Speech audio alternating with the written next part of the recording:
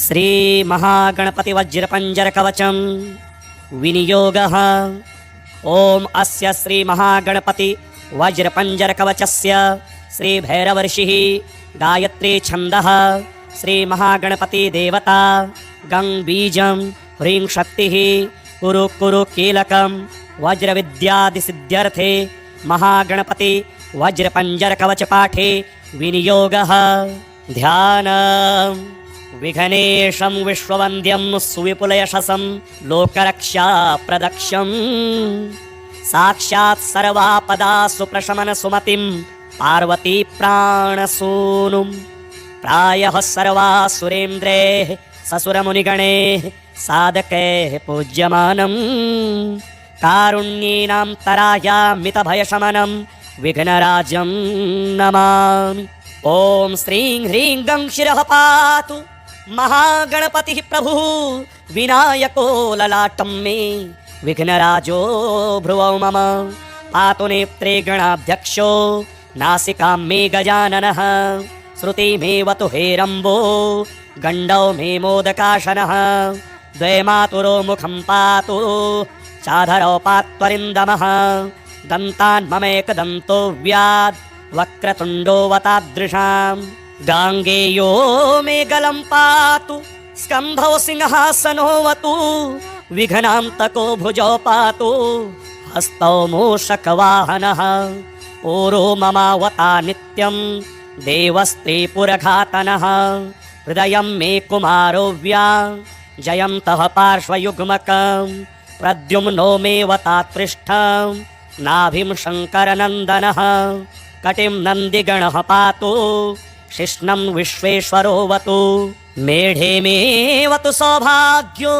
भृङ्गिरीटी च गुह्यकं विराटको वतादूरु जानो मे पुष्पदन्तकः जङ्घे मम विकर्तो व्याद् गुल्फावन्त्यगणोऽवतु पादौ चित्तगणः पातु पादाधो लोहितोऽवतु पादपृष्ठं सुन्दरो व्याद् नूपुराढ्यो वपुर्मम विचारो जठरं पातु भूतानि चोग्ररूपकः शिरसः पादपर्यन्तं वपुः सप्तगणोऽवतु गणपति दादा पानी ले जो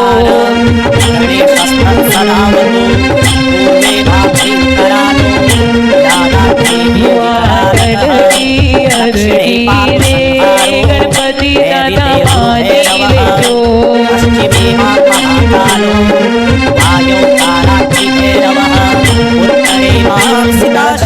नहीं कहू छोड़ू मारू पानी ले जो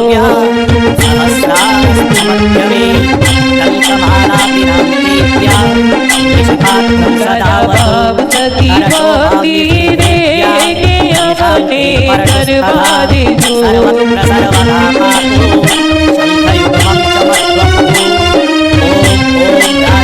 सदा भक्ति करवाई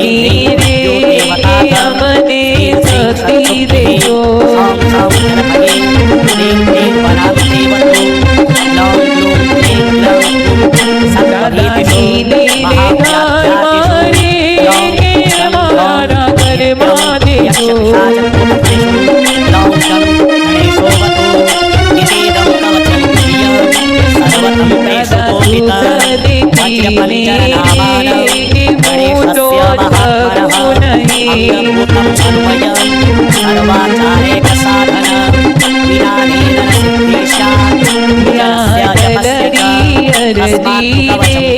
गणपति दादा पानी ले जो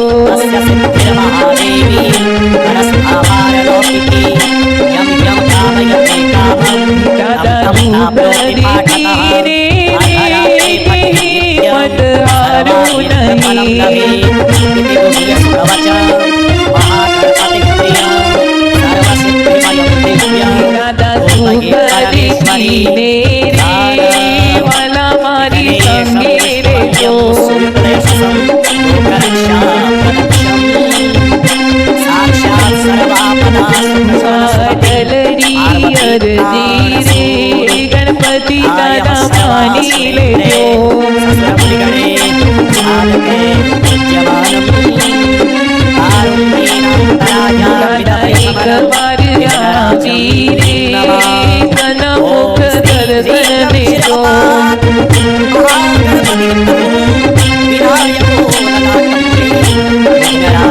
वादळी अर्जी रे गणपती दादा मानी लेजो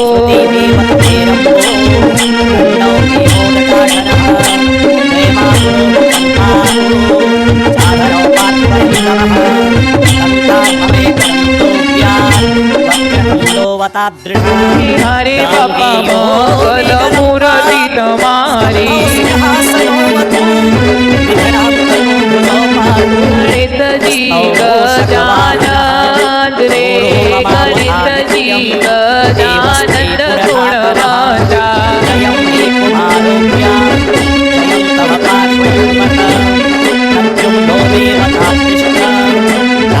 हरि पार्वती लाल केवाया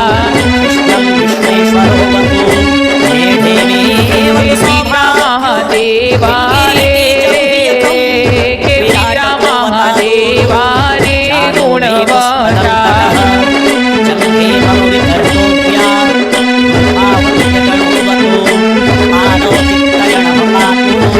हरि लाल वीरा मांडवत जाव्या जिया डाळी दीदा रे के वारस्या डाळी दीदा गुणवंता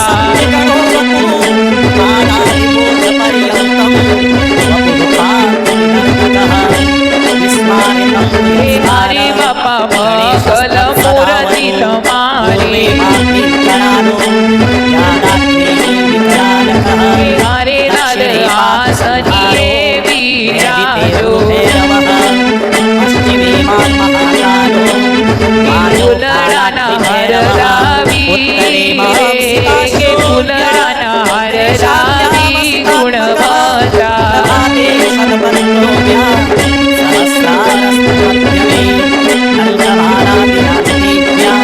हरे उठो भीड़ा वर रावी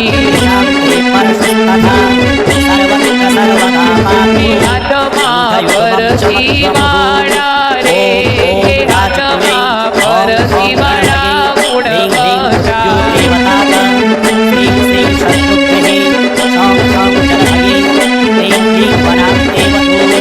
हरे बापा मंगल मूर्ति तुम्हारी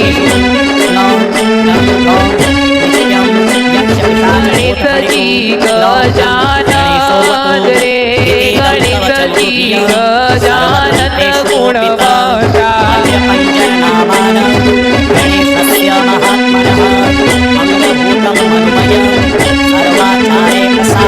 हरे प्रथम पूजा तुम्हारी जाए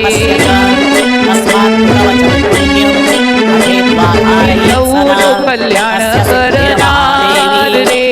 गौरो कल्याण करनार गुणवंता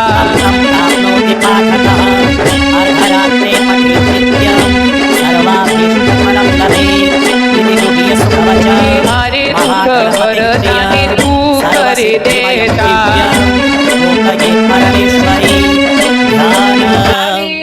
गणेशं विश्ववन्द्यं सुविपुलयशसं लोकरक्षाप्रदक्षं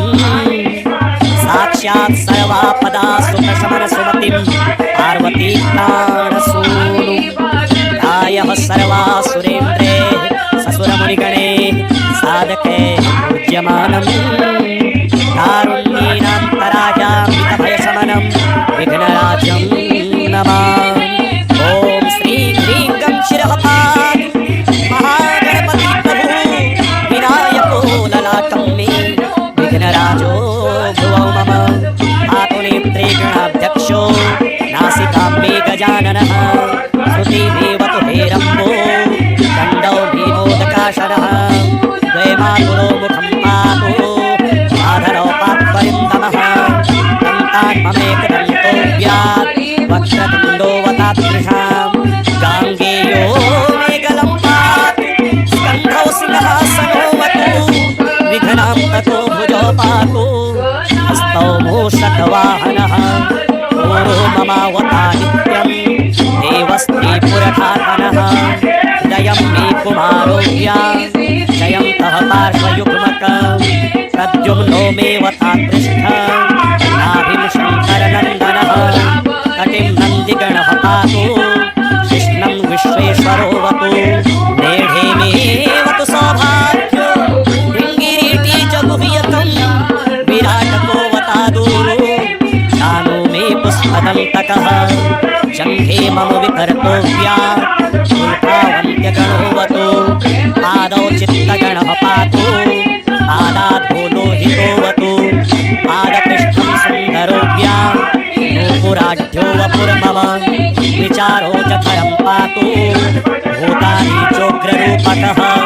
शिरसः पादपर्यन्तं वपुः सप्तगणो वतु पादादिमूर्धपर्यन्तं वपुः पातु विनर्तकः विस्मारितं तु यत्स्थानं गणेशस्तत्सदावतु पूर्वे मां करालो व्यादात्म्ये विकरालकः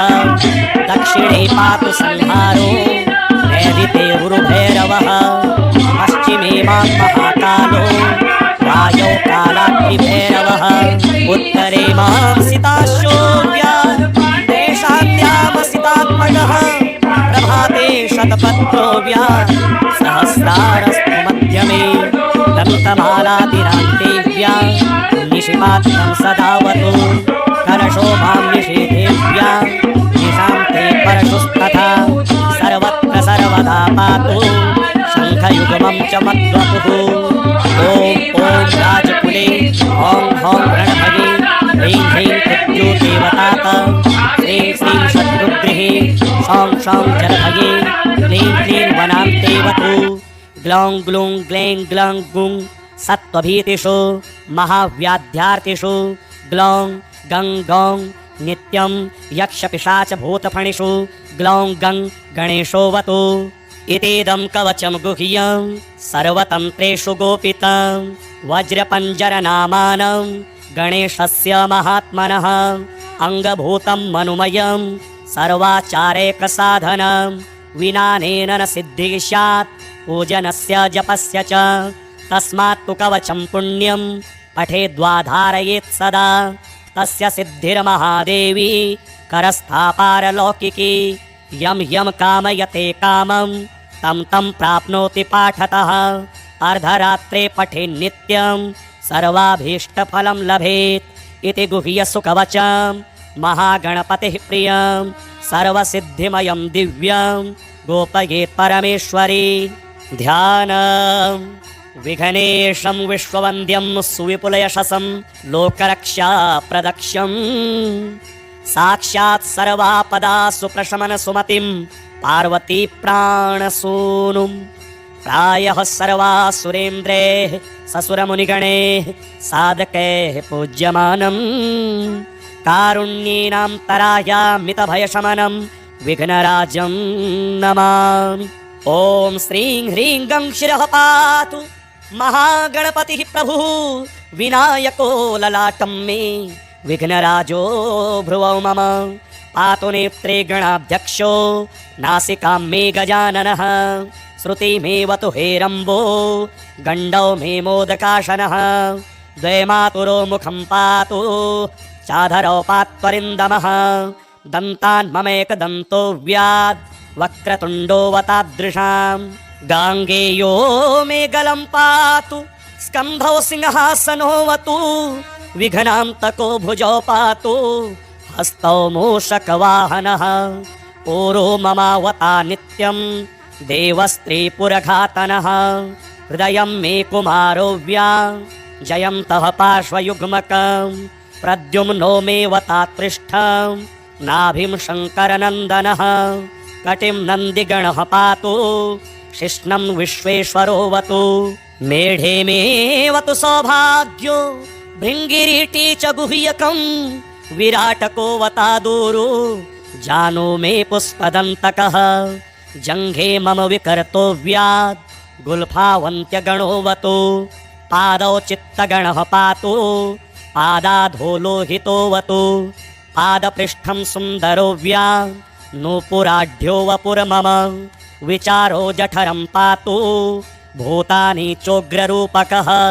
शिरसः पादपर्यन्तं वपुः सप्तगणोऽवतु पादादिमूर्धपर्यन्तं वपुः पातु विनर्तकः विस्मारितं तु यत्स्थानं गणेशस्तत्सदावतु पूर्वे मां ह्रीं करालो व्यादाग्नेये विकरालकः दक्षिणे पातु संहारो नैऋते रुरुभैरवः पश्चिमे मां महाकालो वायौ कालाग्निभैरवः उत्तरे मां सिताश्योव्या देशान्यामसितात्मकः प्रभाते शतपत्रोव्या सहस्रारस्तु मध्यमे दन्तमालादिनान्तेव्या निशिपात्रं सदावतु कलशो मां निशीथेव्या निशान्ते परशुस्तथा सर्वत्र सर्वदा पातु शङ्खयुग्मं च मद्वपुः ॐ ॐ राजकुले हौं हौं रणभगे ह्रीं ह्रीं कुद्योतेवतात श्रीं श्रीं शत्रुगृहे शौं शौं जलभगे क्लीं क्लीं वनान्तेवतु ग्लौं ग्लूं ग्लैं ग्लं गुं सत्त्वभीतिषु महाव्याध्यार्तिषु ग्लौं गं गौं नित्यं यक्षपिशाचभूतफणिषु ग्लौं गं गणेशोऽवतु इतीदं कवचं गुह्यं सर्वतन्त्रेषु गोपितं वज्रपञ्जरनामानं गणेशस्य महात्मनः अङ्गभूतं मनुमयं सर्वाचारेकसाधनं विनानेन न सिद्धिः स्यात् पूजनस्य जपस्य च तस्मात् तु कवचं पुण्यं पठेद्वाधारयेत् सदा तस्य सिद्धिर्महादेवी करस्थापारलौकिकी यं यं कामयते कामं तं तं प्राप्नोति पाठतः अर्धरात्रे पठेन्नित्यं सर्वाभीष्टफलं लभेत् इति गुह्यसुकवचं महागणपतिः प्रियं सर्वसिद्धिमयं दिव्यं गोपयेत् परमेश्वरी ध्यानम् विघ्नेशं विश्ववन्द्यं सुविपुलयशसं लोकरक्षाप्रदक्षं साक्षात् सर्वापदा सुप्रशमन सुमतिं पार्वती प्राणसूनुं प्रायः सर्वासुरेन्द्रैः ससुरमुनिगणैः साधकैः पूज्यमानं कारुण्येनां तरायामितभयशमनं विघ्नराजं नमामि ॐ श्रीं ह्रीं गं शिरः पातु महागणपतिः प्रभुः विनायको ललाटं मे विघ्नराजो भ्रुवौ मम पातु नेत्रे गणाध्यक्षो नासिकां मे गजाननः श्रुतिमेवतु हेरम्बो गण्डौ मे मोदकाशनः द्वे मातुरो मुखं पातु चाधरौ पात्वरिन्दमः दन्तान् ममेकदन्तो व्याद् वक्रतुण्डोऽवतादृशां गाङ्गेयो मे गलं पातु स्कन्धौ सिंहासनोऽवतु विघ्नान्तको भुजौ पातु हस्तौ मूषकवाहनः पूरो ममावता नित्यं देवस्त्रीपुरघातनः हृदयं मे कुमारो व्या जयन्तः पार्श्वयुग्मकं प्रद्युम्नो मे वतात्पृष्ठं नाभिं शङ्करनन्दनः कटिं नन्दिगणः पातु शिष्णं विश्वेश्वरोऽवतु मेढे मेऽवतु सौभाग्यो भृङ्गिरीटी च गुह्यकं विराटको वतादूरु जानो मे पुष्पदन्तकः जङ्घे मम विकर्तो व्याद् गुल्फावन्त्यगणोऽवतु पादौ चित्तगणः पातु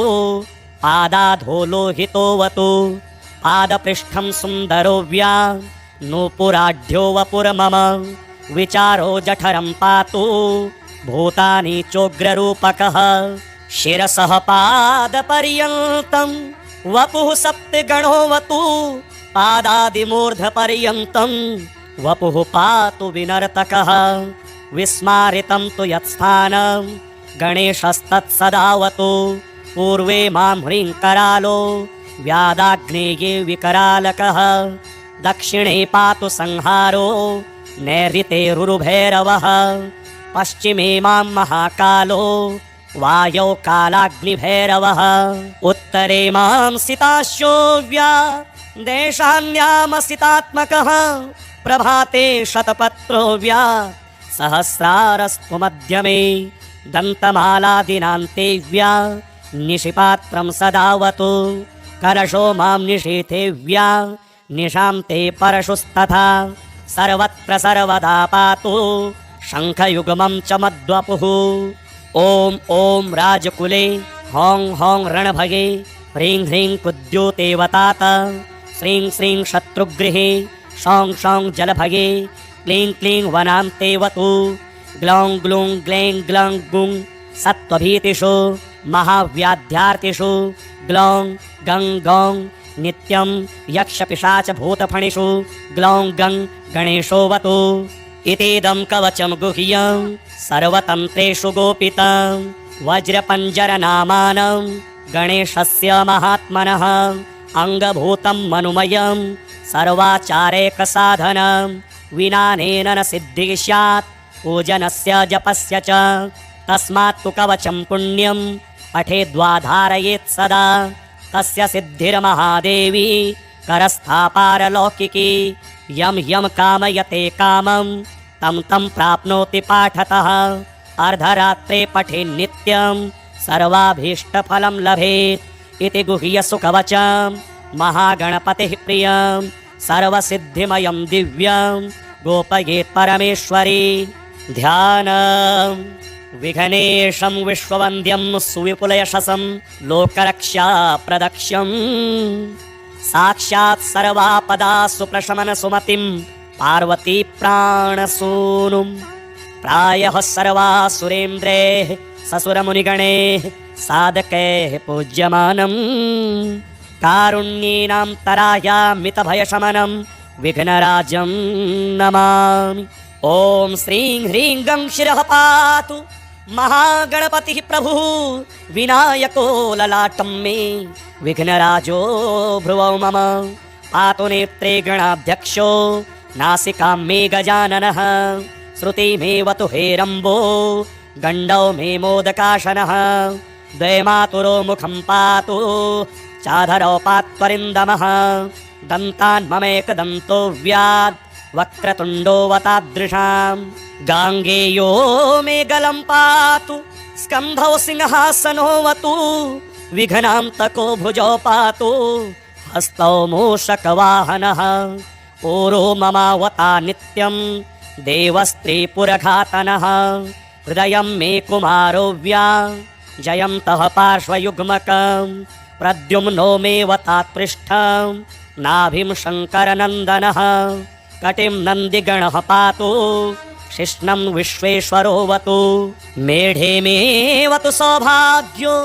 भृङ्गिरीटी च गुह्यकं विराटको वतादूरु जानो मे पुष्पदन्तकः जङ्घे मम विकर्तो व्याद् गुल्फावन्त्यगणोऽवतु पादौ चित्तगणः पातु पादाधो लोहितोऽवतु पादपृष्ठं सुन्दरो व्याद् नूपुराढ्यो वपुर्मम विचारो जठरं पातु भूतानि चोग्ररूपकः शिरसः पादपर्यन्तं वपुः सप्तगणोऽवतु पादादिमूर्धपर्यन्तं वपुः पातु विनर्तकः विस्मारितं तु यत्स्थानं गणेशस्तत्सदावतु पूर्वे मां ह्रीं करालो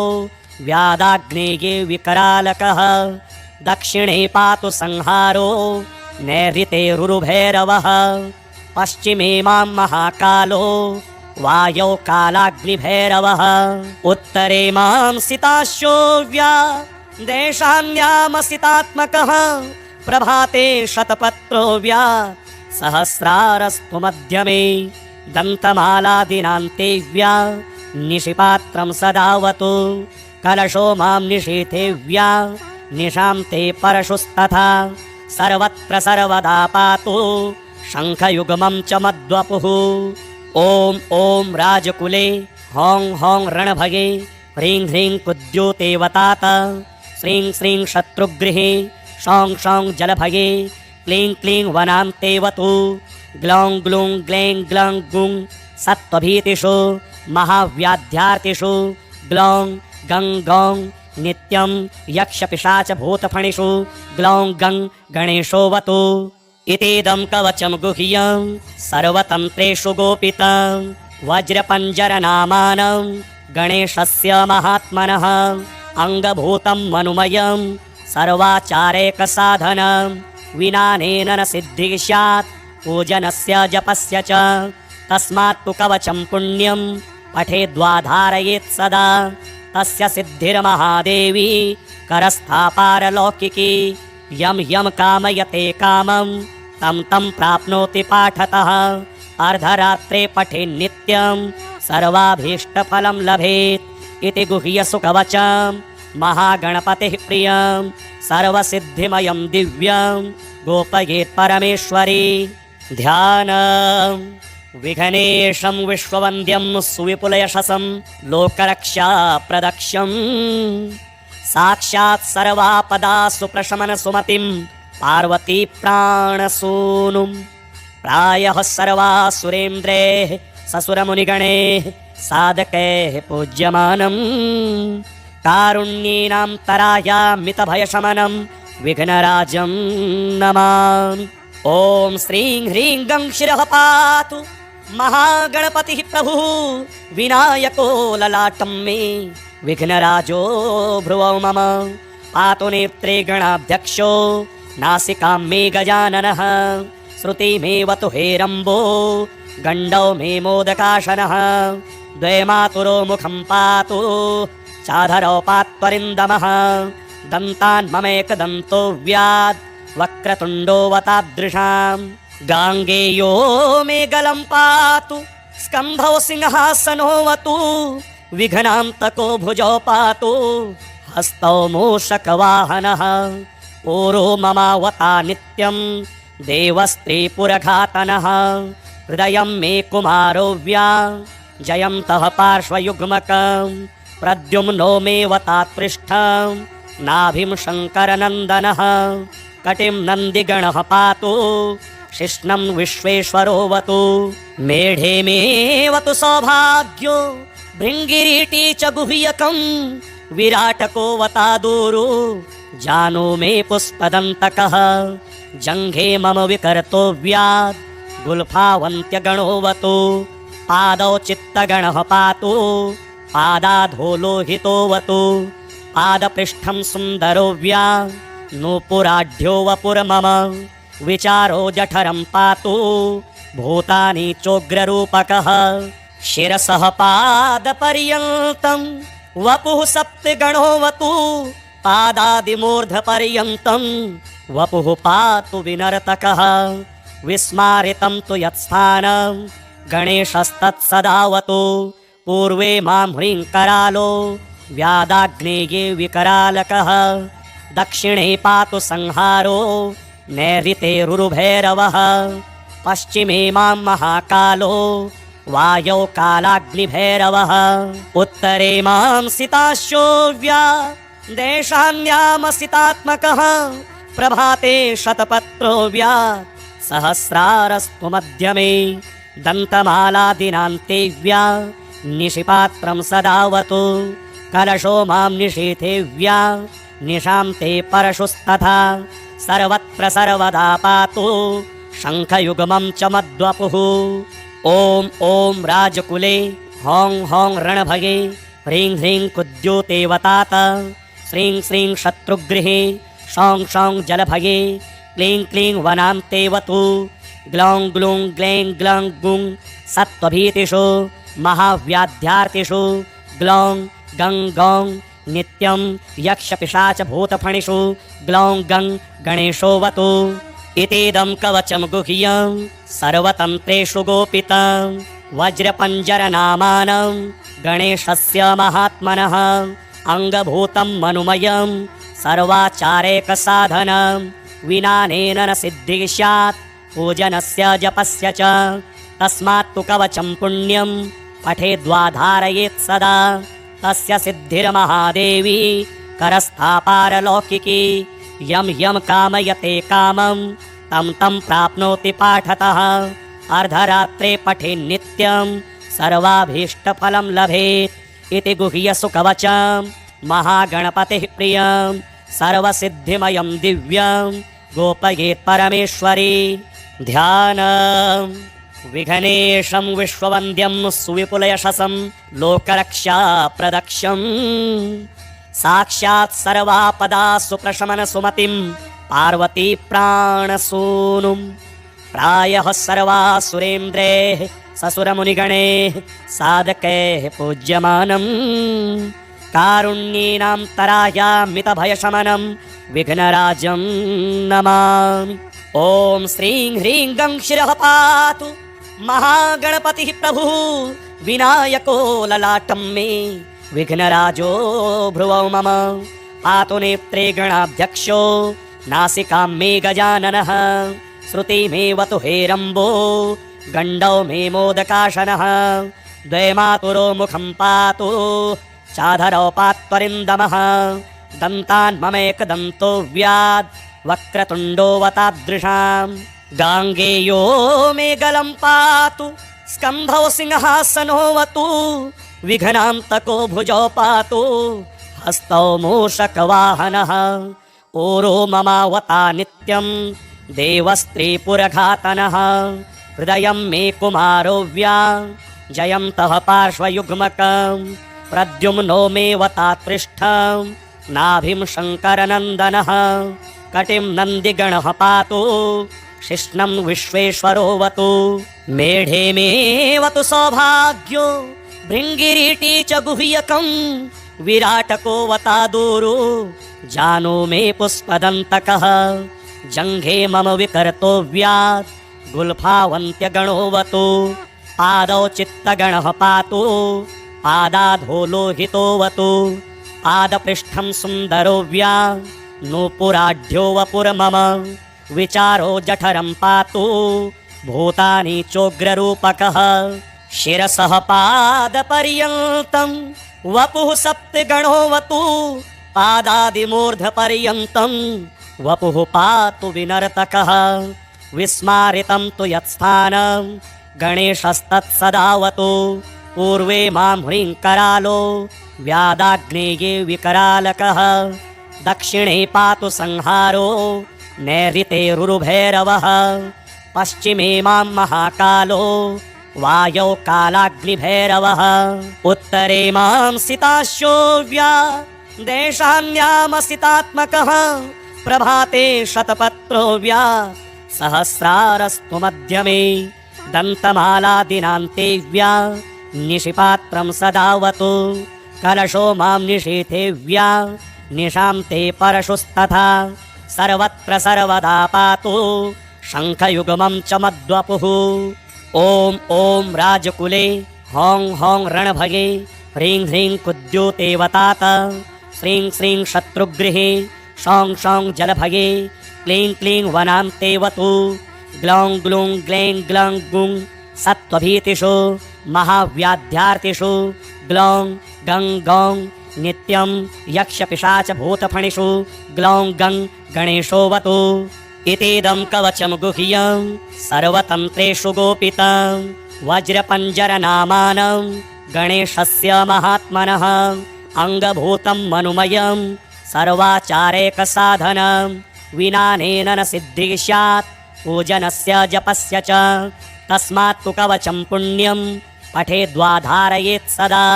तस्य सिद्धिर्महादेवी करस्थापारलौकिकी यं यं कामयते कामं तं तं प्राप्नोति पाठतः अर्धरात्रे पठेन्नित्यं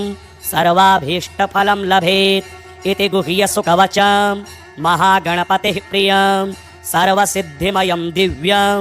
गोपयेत् परमेश्वरी।